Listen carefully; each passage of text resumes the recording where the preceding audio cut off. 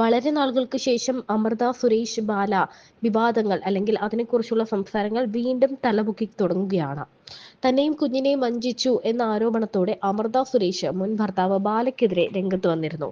പിന്നാലെ ബാലയുടെ വക്കീലും ഭാര്യ കോകിലയും പങ്കിട്ട സ്റ്റാറ്റസ് ആണ് വൈറലായി മാറുന്നത്. തന്റെ ഭർത്താവിനെതിരെ ഇനിയും മോശമായി പറഞ്ഞാൽ താൻ കേട്ടിരിക്കില്ല എന്ന് മുൻപൊരിക്കൽ കോകില പറഞ്ഞിരുന്നു. പിന്നാലെയാണ് ഇപ്പോൾ കോകില രംഗത്ത് വന്നത് എന്നാണ് ആരാധകർ ആകാംക്ഷയോടെ നോക്കുന്നത്. ബാല വിവാഹമോചന കരാറിലെ കോംപ്രമൈസ് എഗ്രിമെന്റിൽ തന്റെ ഒപ്പ് വ്യാജമായിട്ടു, കോടതിയെ തെറ്റിദ്ധരിപ്പിച്ചു, മകളുടെ പേരിലുള്ള ഇൻഷുറൻസ് തുക വരെ പിൻവലിച്ചു എന്നാരോപിച്ചാണ് ബാലയ്ക്കെതിരെ അമൃത പരാതി നൽകിയത്. കരാറിന്റെ 5-ാം പേജ് വ്യാജമായി ഉണ്ടാക്കി, മകളുടെ പേരിലുള്ള ഇൻഷുറൻസിലും തിരിമറി കാണിച്ചു, പ്രീമിയം തുക അടയ്ക്കാതെ വഞ്ചിച്ചു, ഇൻഷുറൻസ് തുക പിൻവലിച്ചു, ബാങ്കിൽ മകൾക്കായി നിക്ഷേപിച്ചിരുന്ന 15 ലക്ഷം പിൻവലിച്ചു, വ്യാജരേഖയുണ്ടാക്കി ബാല കോടതിയെ തെറ്റിദ്ധരിപ്പിച്ചു തുടങ്ങിയ പരാതികളാണ് അമൃത ബാലയ്ക്കെതിരെ നൽകിയത്. പിന്നാലെയാണ് കോകിലയുടെ സ്റ്റാറ്റസ്. സത്യമാണ് വിജയം എന്ന ക്യാപ്ഷനോടെ ബാലയുടെ വക്കീലും രംഗത്ത് വന്നിട്ടുണ്ട്. മോൾക്ക് ആകെപ്പാടെ കൊടുത്തിരിക്കുന്നത് ഒരു ഇൻഷുറൻസ് തുകയും 15 ലക്ഷം രൂപയുമായിരുന്നു. ആ പേജ് തന്നെ കാണാനില്ല. ബാങ്കിൽ വിളിച്ചു ചോദിച്ചപ്പോഴാണ് മനസ്സിലാകുന്നത് ആ ഇൻഷുറൻസ് തുക അടക്കം സറണ്ടർ ചെയ്തു എന്ന്. ഇതൊരു കേസായി മുൻപോട്ട് പോകണം എന്നുണ്ടായിരുന്നില്ല. പക്ഷേ മോൾക്ക് ആകെ കിട്ടുന്ന കുറച്ച് പൈസയാണ്. ആകെ ഡിവോഴ്സിൽ പറഞ്ഞിരിക്കുന്ന തുകയാണ് 15 ലക്ഷം രൂപ. അത് അവളുടെ പഠനത്തിനും മറ്റുമായി കരുതിയതാണ്. കേസ് വന്നപ്പോഴാണ് ഡോക്യുമെന്റ്സിൽ കൃത്രിമം നടന്നു എന്ന് മനസ്സിലാകുന്നത്.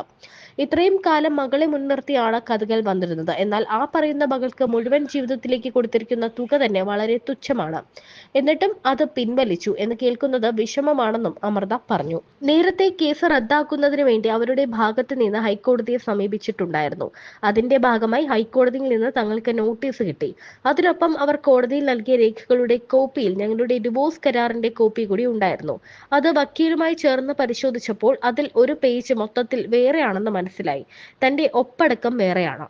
മകൾക്ക് ആകെപ്പാടെ കൊടുത്തിരിക്കുന്നത് ഒരു ഇൻഷുറൻസ് പോളിസിയാണ്. അതിനെക്കുറിച്ച് സംസാരിക്കുന്ന ഒരു പേജാണ് അത്. മകൾക്ക് പ്രായപൂർത്തിയായതിനു ശേഷം അവൾക്ക് മാത്രമേ പണം എടുക്കാൻ സാധിക്കൂ എന്നൊക്കെ അതിൽ എഴുതിയിട്ടുള്ളതാണ്. രേഖ പരിശോധിച്ചപ്പോൾ സംഭവം കാണാനില്ല. ആ പേജ് മുഴുവൻ കൃത്രിമമാണ്. സംശയം തോന്നി ബാങ്കിൽ വിളിച്ചു ചോദിച്ചപ്പോഴാണ് അറിഞ്ഞത് ആ ഇൻഷുറൻസ് സറണ്ടർ ചെയ്തതായും പണം പിൻവലിച്ചതായും. ഇതൊരു കേസായി തന്നെ മുന്നോട്ട് പോകണം എന്നാണ് നിയമോപദേശം ലഭിച്ചിരിക്കുന്നത്. കേസിന് ആഗ്രഹിച്ചതല്ല, മകൾക്ക് അവകാശപ്പെട്ടതാണ്. അവൾക്ക് ആകെ കിട്ടുന്ന പൈസയാണ്. അതെടുത്തു എന്ന് പറയുന്നത് വിഷമം ഉണ്ടാക്കുന്ന കാര്യമാണ്.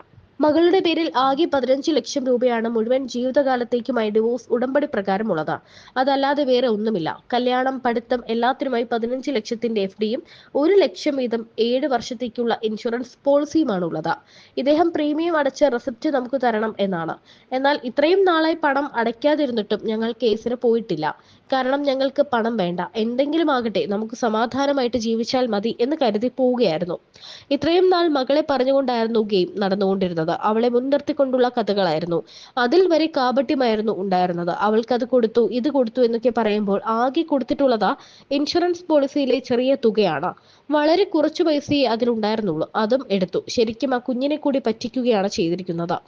അതുകൊണ്ട് വേറെ ഒരു നിവർത്തിയില്ലാതെയാണ് കേസ് കൊടുത്തിരിക്കുന്നത്. കുറെ നാളുകളായി ഞാനും കുടുംബവും പോലീസ് സ്റ്റേഷൻ കയറി ഇറങ്ങുകയായിരുന്നു.